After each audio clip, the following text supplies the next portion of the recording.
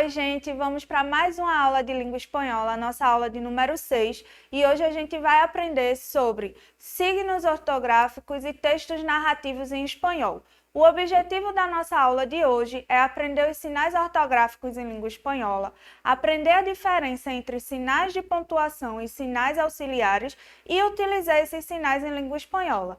E a gente também vai ler um texto narrativo, certo? Com o intuito de aumentar o vocabulário de vocês. Então, vamos lá para a nossa aula.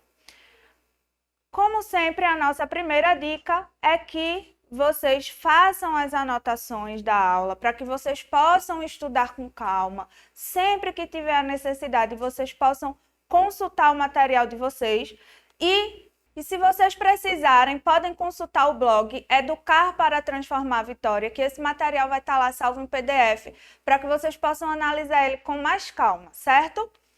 Então vamos lá. Hoje a nossa aula vai começar com a leitura de um texto narrativo em língua espanhola. Fica ligadinho que é uma forma da gente aumentar o nosso vocabulário, aprender a pronunciar as palavras em espanhol, certo? E começar a se habituar mais com a língua. Então vamos lá. El koala perdido. Érase una vez un koala muy chiquito que se perdió en el bosque y estaba muy triste porque extrañaba a su mamá.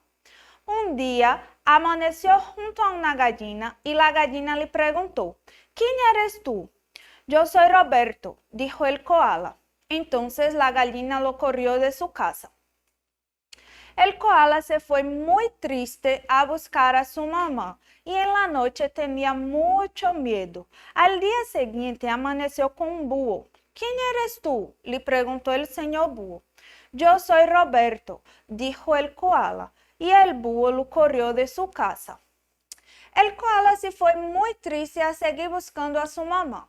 Llegó otra vez la noche y Roberto buscó un lugar para dormir. Al día siguiente amaneció con una mariposa. ¿Quién eres tú? Le preguntó la mariposa. Yo soy Roberto, respondió el koala. ¿Y qué haces aquí? ¿Por qué no estás en tu casa?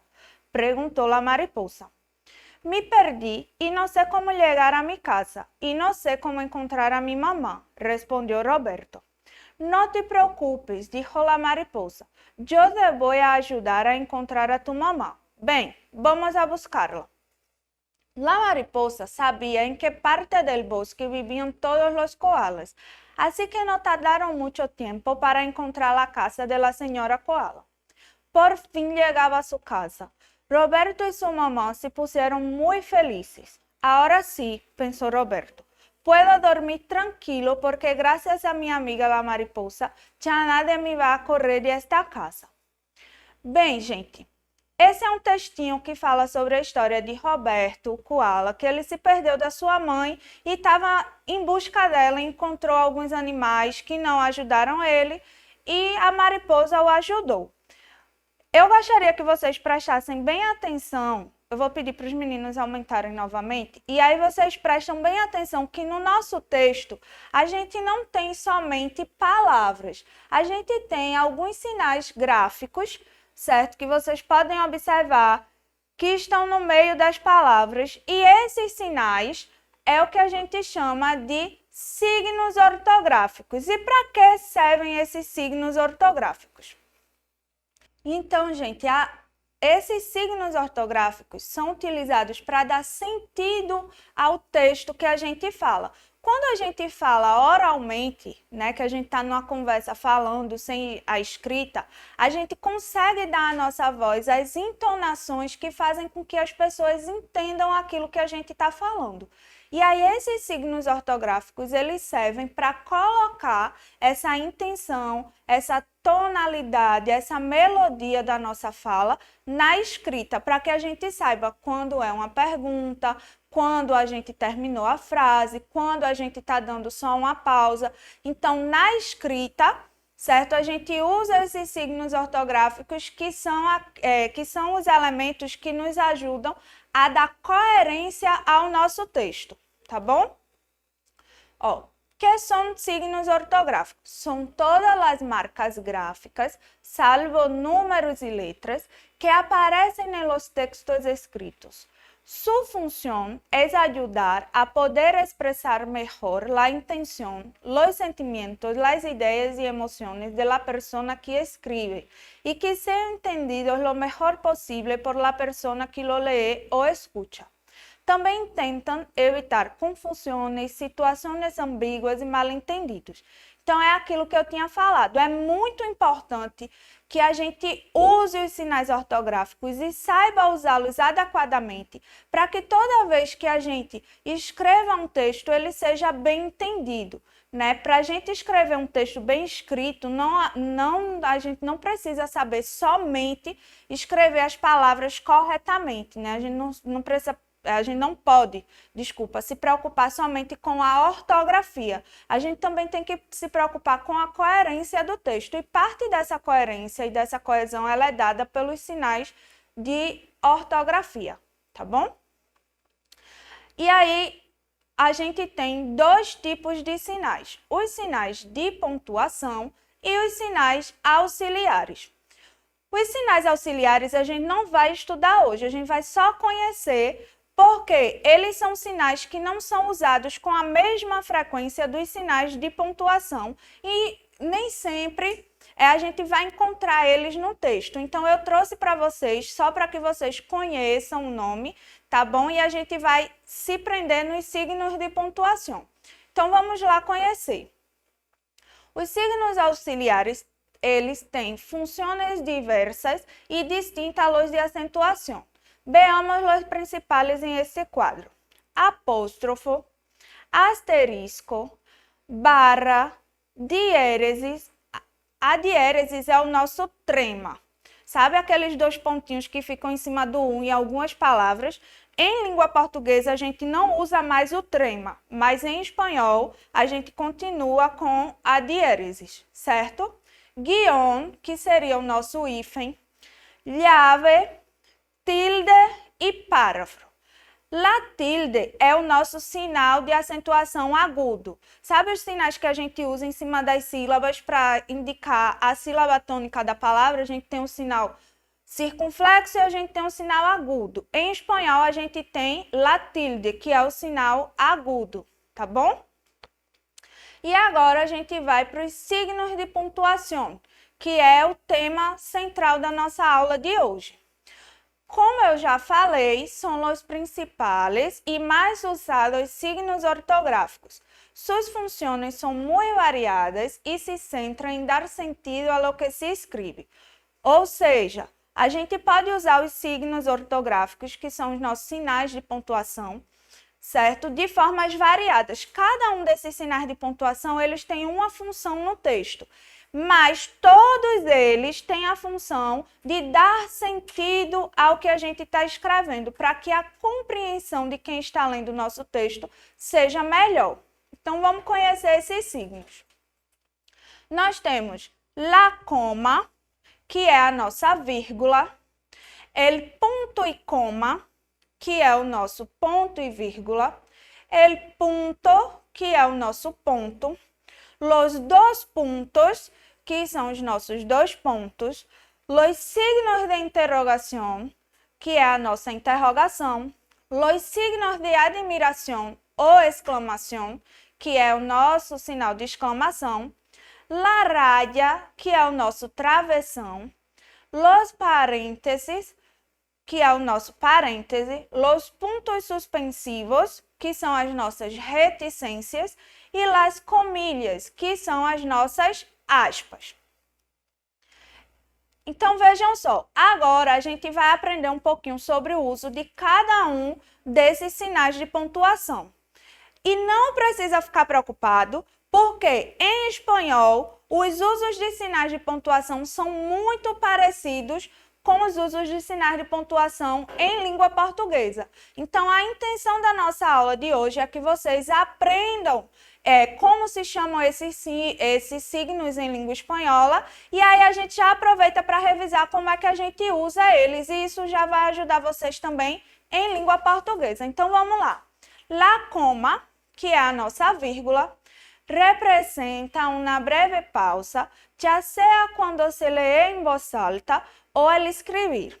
também se utiliza para enumerar palavras, separar orações com o mesmo sentido e separar expressões como esto es decir, por conseguinte.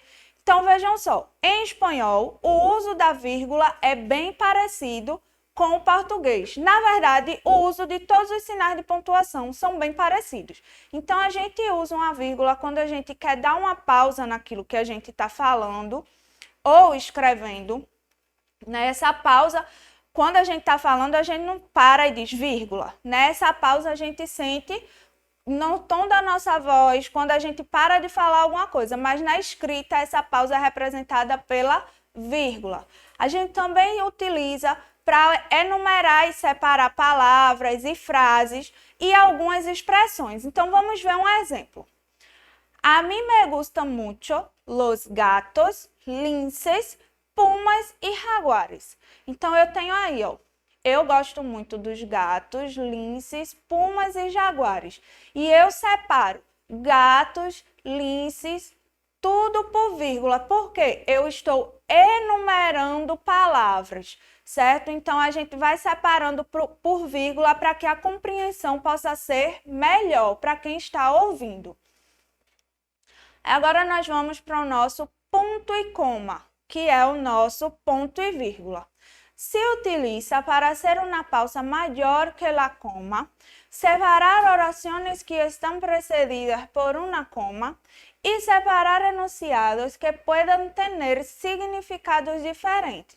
Então, o uso do ponto e vírgula em português é bem parecido com o ponto e coma do espanhol. A gente usa quando a gente quer expressar uma pausa maior do que a da vírgula, certo? Ou quando a gente tem numa mesma frase, no mesmo enunciado, palavras que possam ter significados diferentes, mas que juntas elas formam aquele contexto do que está sendo dito. Exemplo, compré melocotones, também comprei cerezas. Então, a gente tem aí, ó, duas orações sendo separadas por ponto e vírgula. Essas orações formam um enunciado, que é aquele pedacinho de fala que eu estou usando, né, que eu estou escrevendo, e que expressam alguma coisa. E aí ela está sendo separada por ponto e vírgula porque eu quero dar uma pausa maior do que a própria vírgula. Comprei pêssegos, também comprei cerejas,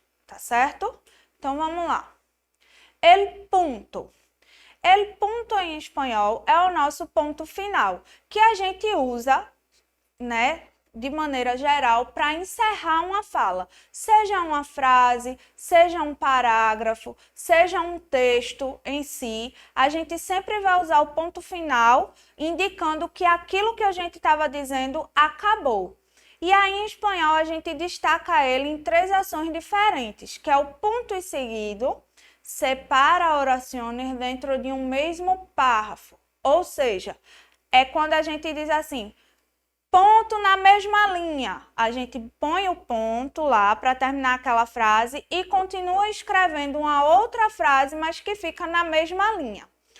Ponto e aparte señala el final de um parágrafo, ou seja, é quando a gente coloca um ponto e pula para a linha de baixo e continua escrevendo. E o ponto final señala el fin de um texto, que aí é quando a gente põe o ponto final e acabou. E aí, qual a diferença desses três? Quando eu uso ponto e seguido, não necessariamente eu acabei aquele texto que eu estava escrevendo de forma total, né? Eu acabei uma ideia e já posso emendar uma outra ideia que faz parte do mesmo campo de significado. Quando eu uso ponto e aparte, significa que aquela ideia que eu estava falando naquele parágrafo, eu acabei e aí eu vou começar a escrever uma outra ideia no parágrafo de baixo, que não necessariamente vai ser completamente diferente, elas podem conversar entre si, mas isso marca que, ó, até aqui eu falei sobre isso e aqui eu vou falar sobre outra coisa. E ponto final é quando a gente acaba tudo aquilo que a gente tinha para escrever. Vamos ver um exemplo. Estamos investigando sobre os signos de pontuação. Estamos pesquisando sobre os sinais de pontuação. Então, aí, ó, eu coloco um ponto final porque eu acabei de dizer o que eu queria. Eu acabei a minha frase, eu acabei o meu texto. Porque texto não necessariamente precisa ser uma coisa muito grande, tá? A gente pode ter um texto numa frase quando eu consigo dizer tudo o que eu queria nessa frase. Vamos lá. Los dos puntos. Detiene el discurso para centrar la atención en lo que sigue. Si se redacta una carta, los dos puntos se ponen el saludo, también antes de enumerar algo ou alguma cita textual. Ou seja, a gente usa os dois pontos para centrar a atenção naquilo que a gente vai falar, certo? Ou quando a gente está iniciando uma carta, a gente coloca lá na saudação, boa tarde, dois pontos, e aí começa a escrever a carta. Ou então para uma cita textual, que é uma citação, quando a gente quer escrever alguma coisa que alguém falou, aí a gente pode pôr os dois pontos. É muito utilizado, né, como a gente viu no texto que a gente leu no início da aula, em discursos diretos, que é quando a gente coloca a fala do personagem no texto. Vamos ver um exemplo. Tenho dois hijos, Ángel e Cláudia. Então, eu tenho aí, ó, tenho dois filhos, dois pontos. Ângelo e Cláudia. Então, esses dois pontos detêm a nossa atenção. Quem são esses dois filhos? Ángel e Cláudia. Signos de interrogação são utilizados para perguntas e devem ir ao princípio e ao final da interrogativa. Então, os sinais de interrogação são utilizados quando a gente quer fazer uma pergunta. E em espanhol, a gente tem uma pequena diferença na escrita dos sinais, tanto de interrogação como de exclamação. Eles não vão só no final da frase. No início da frase, a gente põe esse sinal de interrogação de cabeça para baixo, para que quando a pessoa esteja lendo aquele texto, ela já saiba que aquilo é uma pergunta. E isso ajuda na entonação que a pessoa vai dar ao ler aquele texto. Então, quando vocês pegarem textos de espanhol que verem uma pergunta ou uma exclamação, vocês vão perceber que sempre no início vai ter uma interrogaçãozinha de cabeça para baixo, a frase e a interrogação no sentido normal dela. Vamos ver um exemplo. Sabes quando será a festa, Antônio? Aí eu tenho uma pergunta. Sabe quando será a festa, Antônio? E eu já consigo dar essa entonação no início da frase porque eu tenho a interrogação de cabeça para baixo.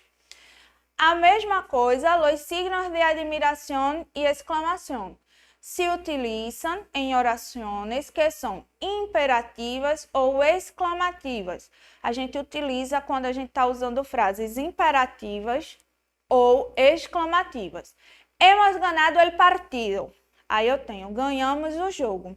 E aí é importante que vocês prestem bastante atenção, porque isso não é a letra I, certo? Alguns alunos acabam confundindo a exclamação com a letra I. Aí coloca assim, e hemos ganado el partido. Não, isso é uma exclamação. Você olha lá. Se no final da frase tem exclamação, né? Se você ficar em dúvida se é um i ou uma exclamação, aí você olha no final da frase. Se tiver exclamação, na frente é ela de cabeça para baixo, tá certo? Para não confundir com a letra I, que é bastante comum para quem está aprendendo a língua espanhola.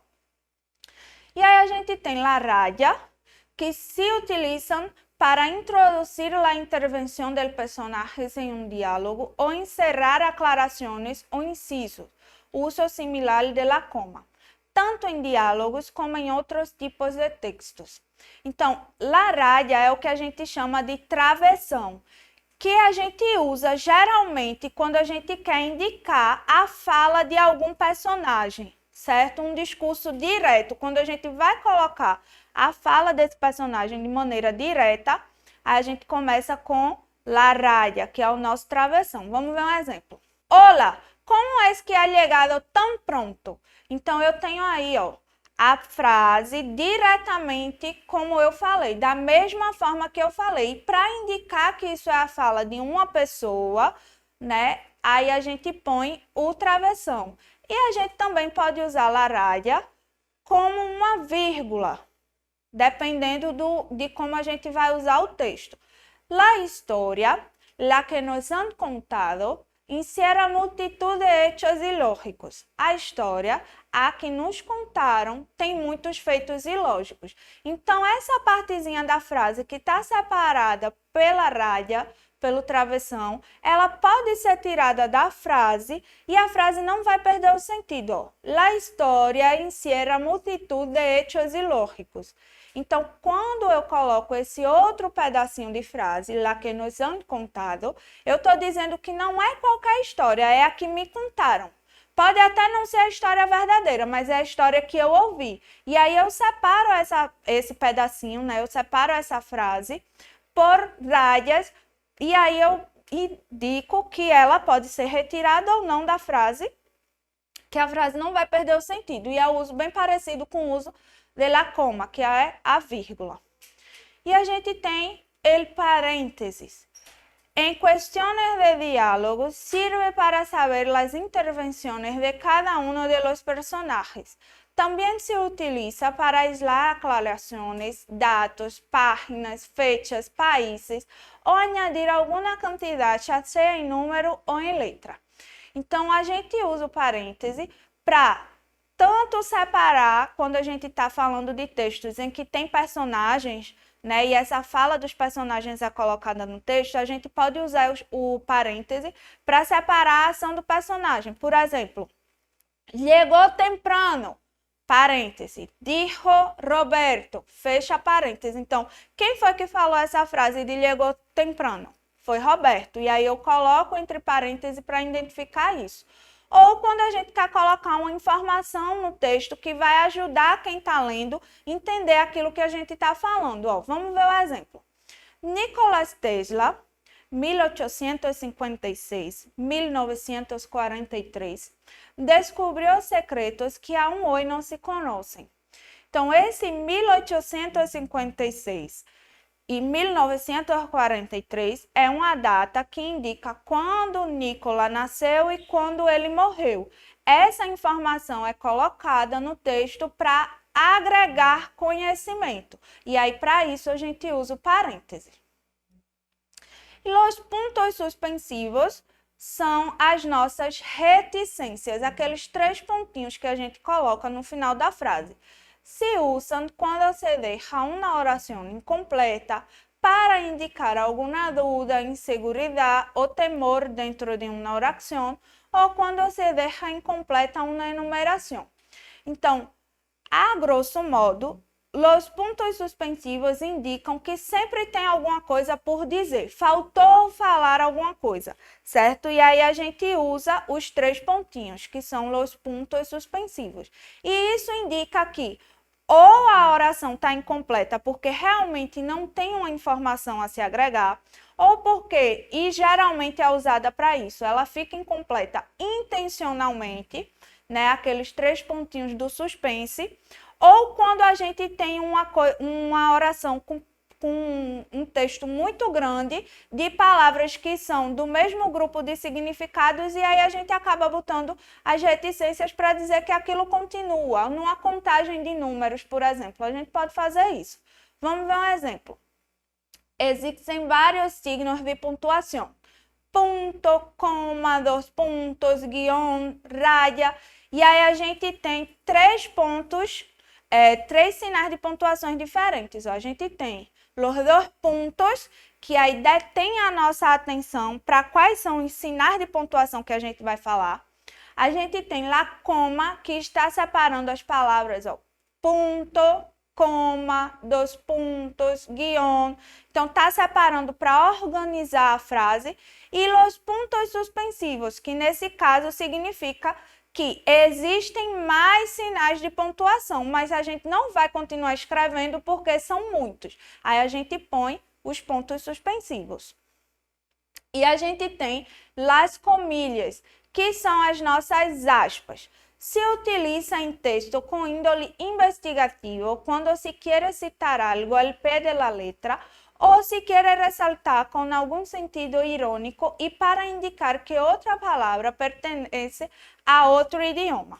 Então, quando eu digo que se utiliza em texto com índole investigativa, é quando a gente está escrevendo Um texto investigativo, geralmente artigos e trabalhos, né, para a escola ou para a faculdade, e aí a gente quer colocar um trecho de um livro ou alguma coisa que um autor falou que não são as nossas palavras, aí a gente coloca entre aspas.